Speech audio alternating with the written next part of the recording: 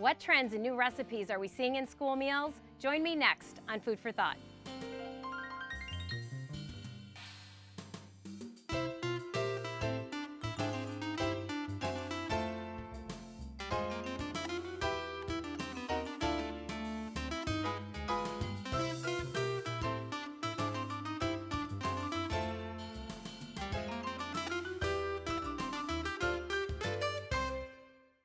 Hi, I'm Jodi, the host for Food for Thought, and thanks for watching.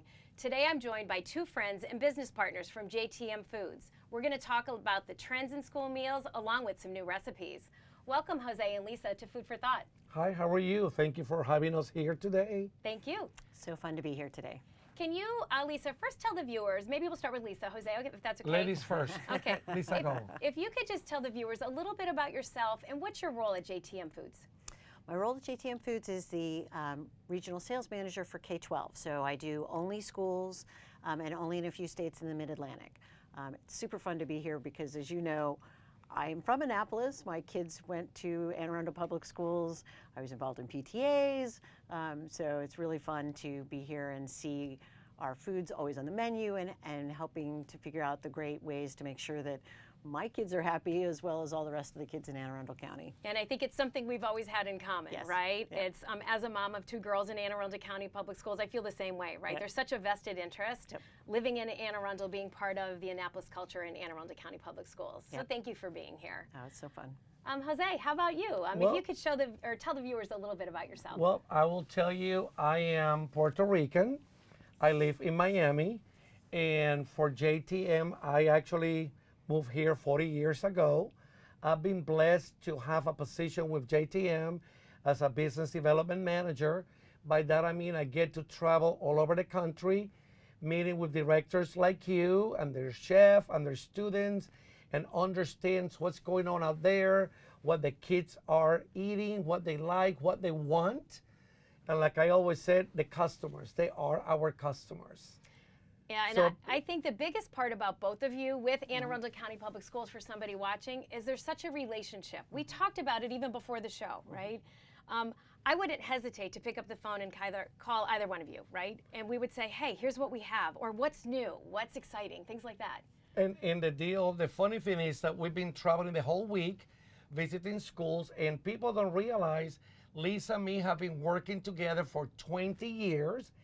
And here is exciting to be here today because we've been working with you and your school district for that long too. And we still look fabulous. Yeah. We don't look a day older than when we started. I know. I agree. Well, let's talk, let's put on your national hat first. And I think, Lisa, you're going to be able to chime right in. Yeah. But, we'll talk about Anne Arundel County in a little bit. But let's talk about, what do you see? If there's a person watching, and we serve about 35,000 students a day here in Anne Arundel County. So I think there's a lot of parents, there's grandparents watching, aunts and uncles, maybe just even a community member. And they might be saying, well, what's school meals really like? I don't know if it's healthy. I don't know what they're serving. Can you give us a first glimpse? What's the national perspective? What's a trend right now in school meals? That's a question that people always ask. And I said, 20 years ago, in my business, what I was doing, I was calling on national accounts, meaning, restaurant chains and all that. And there was a lot to understand. How do you go from one state to the other? And when you sit there, you still have that meal that you are craving for. It does, you have that experience. So what do I see today is, oh my God, 20 years ago, people were doing like you. You have X amount of schools. Someone is cooking this in this school, in that school. Today, when we're talking about schools, guess what? People are talking about it's a restaurant. Those kids are our customers. So when I go, no matter what state, what school district, their director like you wants to make sure that every school that you visit, that food looks the same. The kids are having the experience, no matter what school they're doing, and when we're servicing them because they are our customers. So we don't talk about anymore, oh, what are we serving the kids? What are we serving our customers? And they don't have to eat with us, right? It's something that we talk about often in this industry. They could still be bagging a lunch, right? Or doing a bag lunch. We don't want them to because we know economically, and as a mom, it's so much easier to eat school lunch. We talk a lot about wanting to compete with the street. To compete with the street for us means competing with all of the restaurant chains that our kids frequent, and being able to provide them the exciting meals at lunch that they're getting at the Chipotles of the world. So, and we try really hard to do that. I think we can do that. We have the same great quality foods, actually in many cases better quality foods than what they're serving in restaurants. Yeah, and I was going to throw that in. I think the value that we have, it is customer driven, and we say we're going to do everything for our students here. And I really can't wait for the day that I serve all 84,000 or 85,000, or who knows, we could be at 100,000, right? I want to serve every one of them. But the nutritional quality is always so first and foremost. I think in all of our visions and our analysis, right? How we review things, we have to look at that nutrition first. We have to, and you know what Lisa said about these kids, we are surrounded at schools by 10 different restaurants. So when you decide that you're having that Mexican day, the kids today know what Mexican day means. By that I mean the real beef, the real pico de gallo, the shredded lettuce, the rice. But what is important on the schools that people are not realizing, the nutritional value of that food is the number one goal for when we are producing in the industry. What is the sodium level? What is the protein level? What is the portion that we want to have? So we want to create that plate that looks as good or better than in the restaurant, but the nutritional value 100% better than what we have at the restaurant. And I think as the registered dietitian, and I know you both know this, but maybe a viewer doesn't, I still do the menu. So when I started 25 years ago, I didn't do the menu at that time, but I slowly but surely started analyzing the menu. And then when I became supervisor, I'm like, I've got to write the menu. Like, I have kids that go to Anne Arundel County Public Schools. So I still do it. And nutrition is first and foremost, always. And one thing, not to interrupt you, that I like to tell people is, oh my God, but you're taking the sodium. We're taking the sodium out of the food. How are you doing it? There's so many spices and herbs out there that you can add fresh to the food that you're cutting down sodium 50%, and the kids are saying, oh my God, this is fabulous. It tastes fantastic. It is real. And I always want to say that on the school meals today. Kids cannot tell you you're trying to pass that as Mexican, as Italian, as Mediterranean. No, it is the real stuff. Yeah, and it tastes great. Let's talk a little bit about that, Lisa, because I know you've worked with us so much over, at many of our schools. Yeah. I mean, there's a school real close that we work at often, but, how do we, and maybe before we talk about how we do it in Anne Arundel, because you do it in other counties, we talked about nutrition, but how do we get those students involved? As a manufacturer and working with directors or school districts, how do you tie that in? How could you paint the picture for a viewer saying, like, so how do they really do taste testing in schools? How do you get the kids involved? Absolutely, and school districts do a lot of different ways. They do a lot of focus groups, a lot of sampling. There's some school districts who use their student body council as their tasting parameters. They do taste parties. A couple of school districts do that as well. But it all comes down to, as important as nutrition is, and you said it's really, that's the hard red line, it still has to taste good, and the kids have to want it. And we talk all the time about, we do a lot of taste testing and sampling with what we call food shows, where folks like you in different districts will come in and try all of our new stuff. And the adults in the room can like it all they want, but if the kids aren't going to eat it, or the kids don't like it, it doesn't help anyone, right? So we always want to make sure we're doing sampling with the kids, getting their feedback before it goes on a menu, for sure. And if I can add something a little Most bit, definitely. is like I always tell, we want to make sure your viewers understand that as an industry member, we're not just here to come and sell you a taco meat. Our, like J.T.M Foods, we have our marketing department that exclusively work with the K-12, deal. The chef, we come and get an event. To me, in my life, everything is an event. Get the kids excited. What are we going to serve? We won't even tell them it's really food for the school. And kids will say, oh man, today is the restaurant day. No, it is truly food for the school. But to Lisa's point, get the kids to try it. And many times I want the kid to actually cross the door of the cafeteria to say what's going on there. And to understand this is how it's supposed to look. This is how it tastes. And it's a lot more than just the product. It's just the whole service that you're getting from the industry, or how are we going to help you? And you're always there, which Yeah. is so key. And to the student testing, I think it's something that we do, and it's unique here in our county because we're long and we're wide, Yes. right? So our students in the northern tier of the county might not like the same foods that they do in the southern part. However, we make sure that we really get an acceptance level throughout our county and that it just tastes great every time. We want that continuity at the school. Like, we don't need the chef at this school, oh, I'm going to add a little bit of this or I'm going to add a little bit of that. That's where J.T.M comes in, and we say, this is the flavor profile we were looking for. This is the nutrition we're looking for. And then you all come through and say, like, and here's how it tastes great. Yeah. And that comes specifically to what you just said, is for us in the industry to understand your culture, your people, your students, and mainly your operation. People need to understand this is how you need to do it, because we can bring you lobster. And you're going to say, but where am I going to boil those lobster here? Right. So it's like, this is the parameters that we have, not just on the nutritional side, but also on the operational side. And I think that's something that you always do. You always listen, you always hear our voice, because we're really the voice for our students, right? So it's that partnership, it's that relationship. And I probably say it way too much, but it means so much to us. Right. So I can't thank you enough, because it really does. Well, and it helps It makes a also difference. to have someone, thank you, someone like Lisa that actually visits the schools, and deals and mingles with the students and listen to what they have to say. Many of them, they just said, but really, you need to sit down and say, what did you like? Or did you really like that? And they will say, well, really, yeah, but don't use dry cilantro. It's like, what? It needs to be fresh cilantro if that's what you want to do. I like the cilantro because we do the lime cilantro rice here, so that's a perfect item, and it is the fresh cilantro. Exactly. Nothing is the same. So nothing is the same as the fresh No, lime, the fresh cilantro. That's Right. So, And the kids, let's just don't get mistaken. These kids do understand food. They love food and they get excited about food. the other thing too that some industry can bring to the table, like for JTM, while schools is over half of the business we do as a company, we're a small family-owned company. The other half is food service, and we've been doing a huge amount in regular restaurant chains, the restaurant chains that the kids are going to when they're not in school.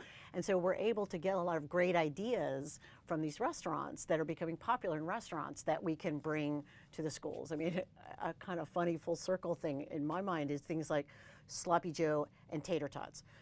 I always thought of that as an old school thing, and it started showing up trending in like restaurants. Right, in restaurants, sports bars, the casual chains.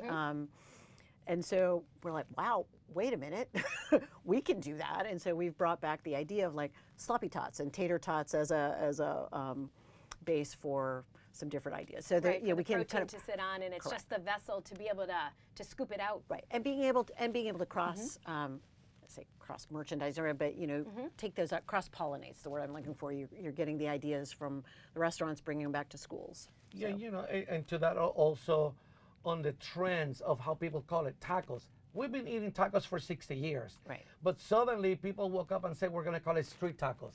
Oh my God, did we just invented? No, it's the same tacos we've been eating. It's got a new name. Exactly, Right. it's Little just got a twist. new name, a Right. new twist, but it allows you to also get kids from other cultures to get into it, because that's what people want to do. And people say, what trends have you seen all across the country? It's mac and cheese bowls. I tell people, we've been eating mac and cheese since way before I was even born. Suddenly gets out of the menu, people say, no, they're not into mac and cheese. Today, everywhere you go, even on the airlines, mac and cheese as a base, and then you get to put your protein. And kids are saying, I love that.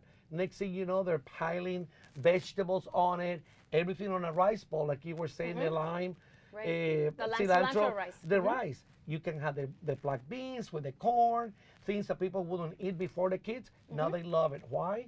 It looks fresh. That's what they're eating on the streets. Allow them not just to eat chicken, but now pork and beef and fish.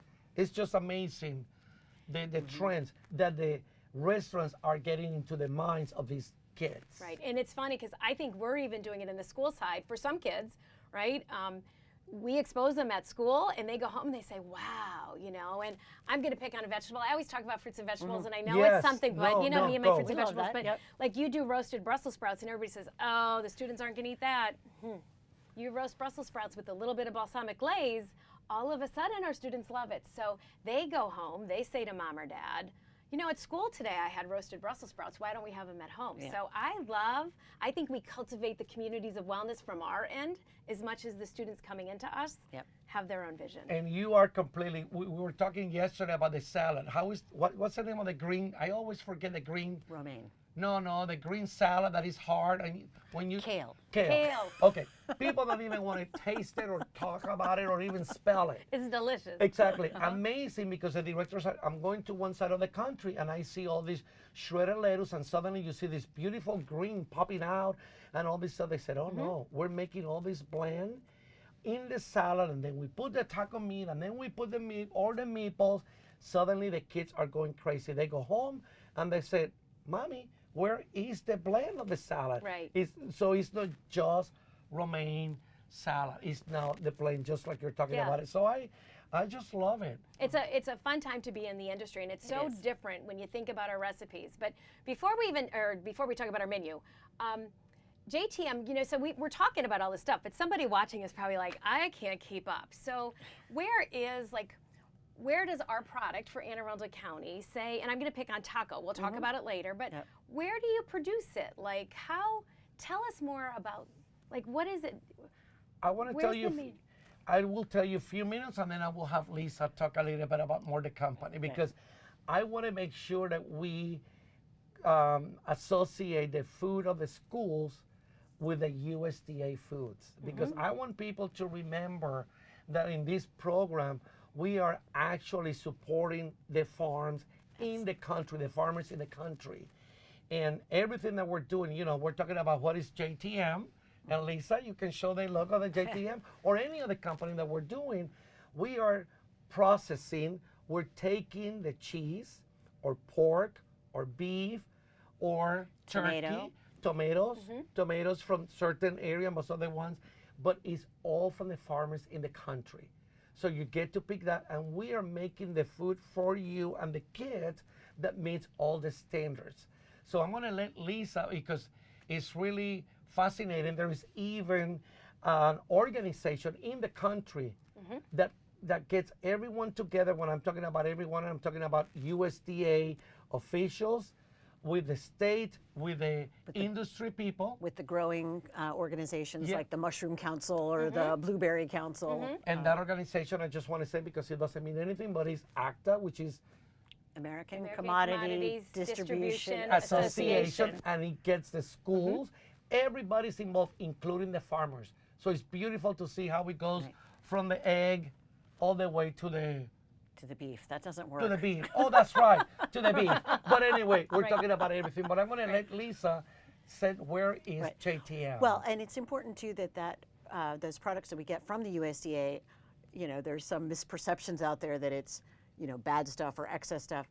And it's actually just the opposite. The products that the USDA is sourcing for the schools is higher quality than what is going to restaurants. We have higher testing and higher standards. Higher standards. So the beef that's coming to us from those U.S. farmers comes into a little town outside of Cincinnati, Ohio, Harrison, Ohio. It's right on the border of Indiana. And it comes into our plant. It's inspected. It goes through our kettle processes. And our kettles are really just like giant kettles that you would have on your stove. It's just an industrial sized one. And then we, of course, have probably more controls than you'd have at home for, they call it HACCP, Right, but food it's safety right, the food safety controls. You know, with the testing, constant testing, it's packed there, it's frozen, flash frozen at the point of cooking so that it can come to you as fresh as it was as it came out of the kettle. Yeah. I get very emotional with it, because this is a company, it's a private owned company by 4 brothers and a sister, and they employ over 500 families, you know, people there, so families, and they're very much involved in the community. We've been on the K-12 business, meaning the school business, for over 30 years. So they have a specific group of professional people dedicated to your business Right, and the kids. and we could tell and we feel that, right? I mean, we know the commitment. We could see the passion, right, on the J.T.M. side and the commitment Yes. from J.T.M. to all school districts, not only ours. Yeah. So, and it's kind of nice. And I know you say that, you know, they'll make the recipes or it's, you know, the raw beef comes in there. In Anne Arundel County, for someone watching, we have over $2 million that we spend in those USDA foods every year, and we spend every cent of it. Yeah. I think the joy that we do as the registered dietitian and as the mom is I could say, well, did it have enough whole grain in it? What was the percentage of fat in the meat, in the beef, in the pork, in the you know, whatever we're looking at. So it just gives me such a reassurance to know I had that nutritionally sound product first. I know it tastes great second, and the cost is phenomenal, right? I mean, our students in our county, the meal is so economical, you can't pack what you could buy for lunch in Anne Arundel County Public Schools, and then we throw in that they could fill half of their tray with fruits and vegetables. It's unbelievable, the value. So I think that's a misconception, like, oh, it's not gonna be the good quality, it might not taste good, which both are wrong, but the cost, you can't beat it. Right. No, and Lisa said something, not that we had that much time to talk about it, but people need to understand that these products, we're cooking it just like you're doing it in your schools, and immediately with few ingredients, we flash, freeze, I want to make it, so when you get it, it was just like this, like you will do at home. You do 10 lasagnas, you put it in the freezer, take it out, put it in the oven. But the beautiful thing about it is every school that you go, you will have the quality and the consistency of that recipe. I don't know when it's going to be time to talk about your specific taco meat, because viewers have to know that that recipe. Are we going to talk about it? We can talk about it, yeah. Let's talk about it. Because it's, I do want to talk about it because that recipe of the taco meat that is used in your school district here in Arundel is actually your recipe. One day, 20 years ago or more. I think it was almost 30. 30. 30 And I'm years ago. giving Lisa the credit because that was way before the J.T.M. and way before me.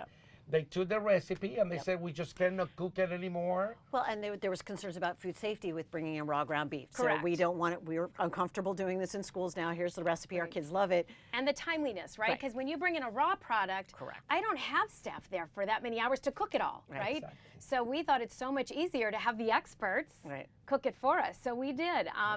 I wasn't here when, you know, I might have been, right? I just started. Right. I don't think, There was another director at the time, and I wasn't, I came in right after that happened, I think. And, and then we said, we have the best taco in the whole wide world, right? We want this profile. We want it to taste just like this. And what people don't, unbelievable where it went, right? And what I wanted to tell you that 20 years later, you're not the only school district. I mean, Lisa is in charge of few states on this area. That is the taco meat that people want, the kids want, and they said it's amazing. And again, you don't have the headache of how is that going to taste next week? Right. Did they forget the spice? We're taking that away from you. It's just perfect every time. And then your folks can work on making sure that it looks good, that you've got the fresh lettuce, that you've got the fresh cilantro to make the whole thing better. Right, everything is out there. And one of the things, going back into the taco meat, that a trend and a great change that I've seen in my career and in this business is, it's not just trying to sell you one component of your plate. We as an industry need to understand your total plate. What else goes on that plate that complement? So when we come and talk to you, Lisa just doesn't throw taco meat on the table and have you trying to figure out what am I going to do with it. Lisa will come in, do the cooking, get the students and say, okay, these are 5 choices. And I always talk about it, choices and options. That's all the kids wants to hear. And then you said, oh, that's how they're doing it in California. And suddenly you said, oh, I love this. Like the other day they said, there is a flavor here that I love on this, how do you call the slaw that they were putting on the sandwich. And I said, well, because they're putting pineapple and mango. I said, oh my God, I would love to bring that to this side of the country. But those are ideas that if she wouldn't be cooking that, kids wouldn't be able to say, I just love it. Right. And suddenly you're just bringing something new. And you put it as industry out there for all the food service directors. We could go to your website and say, I love that you brought up slaw, because I was just on your website, and there's an Asian slaw. We do a Oh my God! We do the barbecue. There's a Korean Korean barbecue coleslaw. meatball. Oh well, and that yeah, too. sorry. See, like we could go on and on. But there's this Asian slaw that I just found on the website. I'm like, okay, so look out, Anne Arundel County. I think it might be coming. I should try it. I just got $20 more. $20 more on that, because it's been amazing, and that's a whole different show that we can talk about it. How we decided to do that, it started in Phoenix, then we moved to California, and people said, oh my God, what is this? It started with a director telling us, we have like a truck of coleslaw that we need to do something about it. What are we gonna do? And we started to work, just like you're saying, with the students. We did this cold salad, and now everywhere we go, people said, this is just amazing. And guess what? Doesn't matter where I've been in the country, people do know about the flavor of Korean beef barbecue. And let's face it, oh, my kids don't eat hot. I seen kids with the sriracha sauce, 7-year-old, taking the bottle like if they're drinking, you know, water. Kool-Aid. Exactly, Kool-Aid. So they love it. And I think Korean barbecue is another great example of we've taken that trend and that idea, but made sure it's appropriate for schools. So we have no MSG, no caramel color.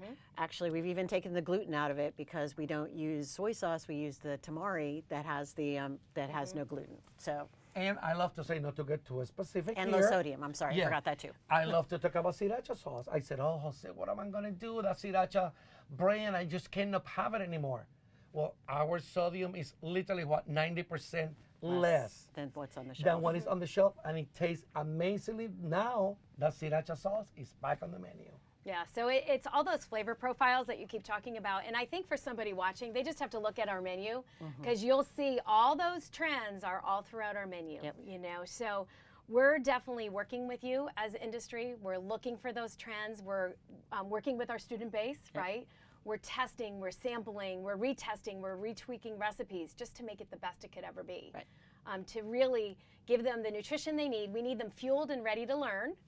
That is right. And then we're successful in our role. And we want them to be excited that every day is going to be an experience in your school about what they need to eat. So they don't need to be in the bag. They're going to tell Mom, you don't need to do that cold sandwich. There is something for me tomorrow in the school. And I know they can find all the menus are online. You know, so if parents watching or somebody, they just need to go to aacps.org and find our recipes and our menus. Everything's there. Even the nutrition information we post out there. So it's completely transparent. We're so proud of the products that we serve.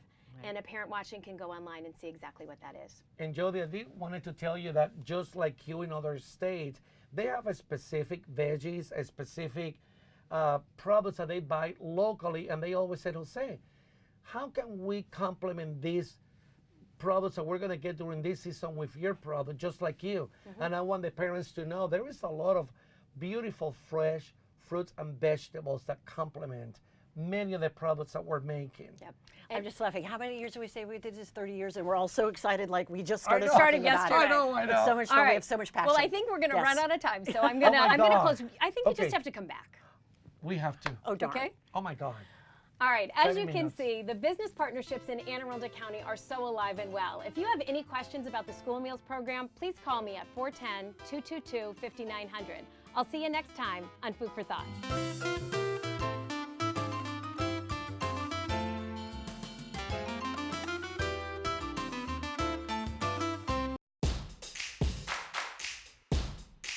The Writing on the Walls course was designed to create an exciting experience for students who might not normally consider taking an art course.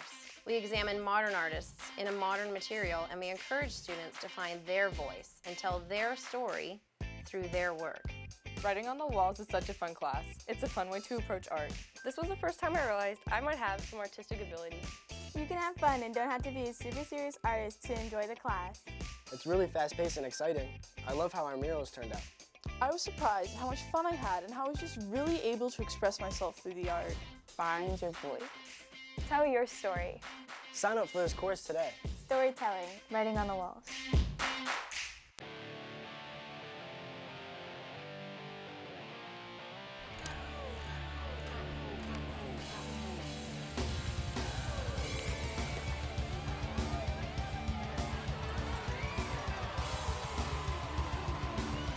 Hi, I'm Wiley Baker. Join me later today for Anne Arundel County Public Schools Athletes in Action right here on AACPS TV.